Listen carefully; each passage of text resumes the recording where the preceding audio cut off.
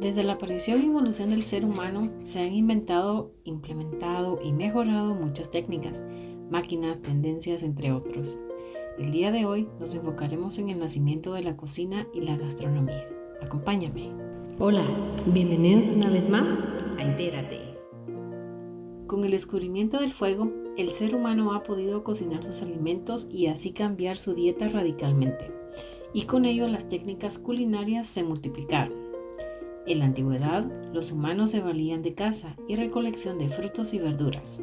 Con la llegada del fuego, estos asaban sus alimentos, especialmente las carnes y las verduras.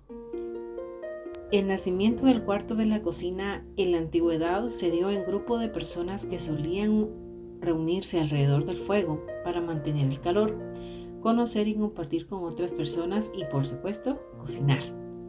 Con el pasar del tiempo y cuando los grupos humanos ya se establecían en un lugar, existía la necesidad de contar con un espacio físico para poder cocinar. Este espacio era un lugar comunitario, es decir, que los integrantes del grupo tenían acceso al fuego, utensilios para cocinar, de manera individual o familiar.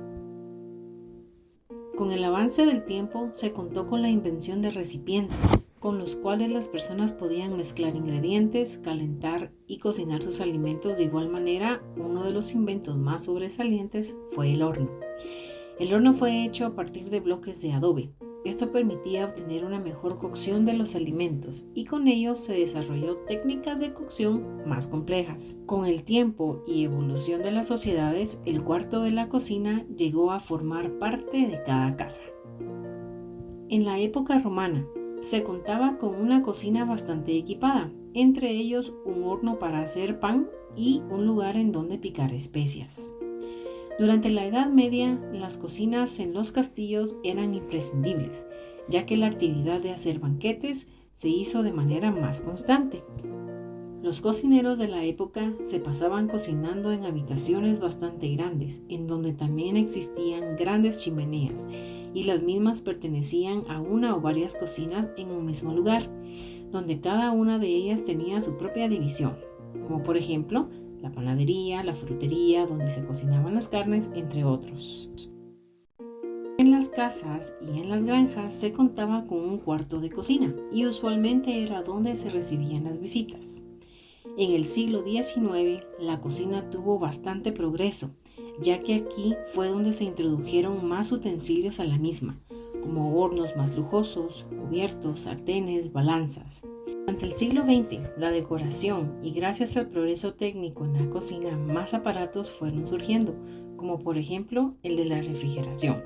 A mediados del mismo siglo se comenzó a equipar más funcionalmente las cocinas por falta de espacio y así se inició con la comercialización de muebles para tener una cocina debidamente equipada. La gastronomía es considerada la ciencia del arte de la alimentación. Y aquí, el nacimiento de la gran cocina tuvo su apogeo durante el siglo XVII. La gastronomía francesa vivió su mayor momento, ya que entre el año 1610 y 1715 se establecieron algunos principios del buen gusto, y esta tendencia impactó a las demás cocinas europeas.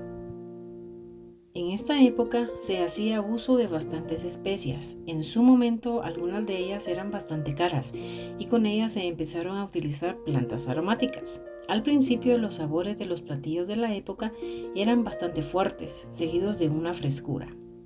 De igual manera, los cocineros de este siglo descubrieron otras técnicas culinarias. Aquí se introdujo el uso de verduras y frutas. De igual manera, se introdujeron salsas más cremosas y grasosas.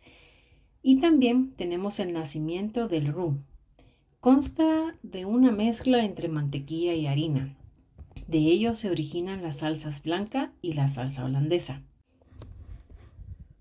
De igual manera, los caldos y los coulis se dan paso en la gastronomía, de los cuales se incluyen el caldo de aves, carne roja y blanca, usualmente acompañados del bouquet garni, que consta de un ramillete de hierbas aromáticas que es usado en guisos de carne, sopas, entre otros.